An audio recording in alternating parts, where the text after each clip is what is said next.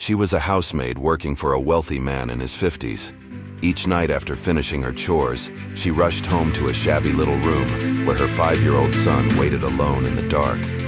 One evening, the master was hosting a grand party and asked, "Can you stay later tonight?" She replied, "Yes, sir, but my son is very young and afraid to be alone in the dark."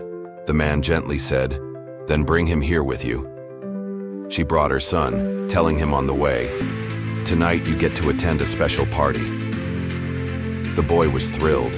He had no idea what his mother really did for a living. She didn't want his young mind to understand the harsh difference between rich and poor.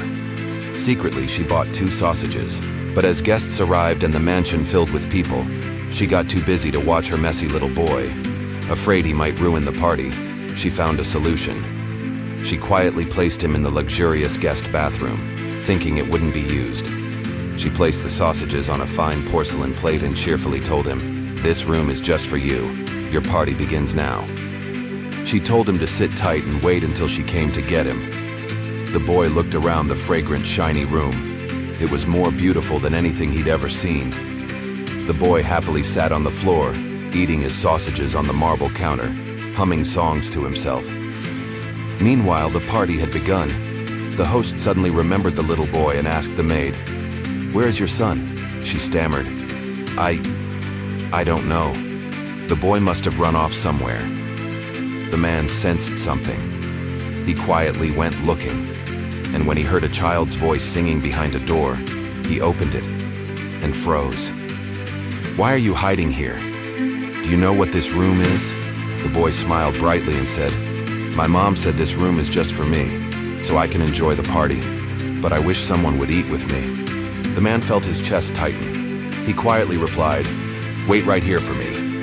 He returned with a large plate of food, gently knocked on the door and said, "Shall we enjoy the party in this wonderful room together?"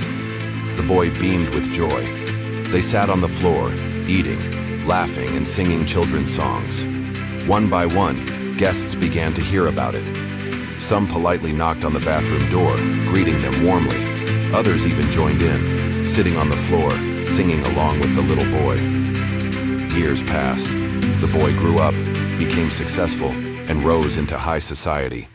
But he never forgot to help the poor and hardworking, because deep in his heart he always remembered that night, when a kind man protected the dignity of a 5-year-old boy, with compassion and class. Thank you for watching.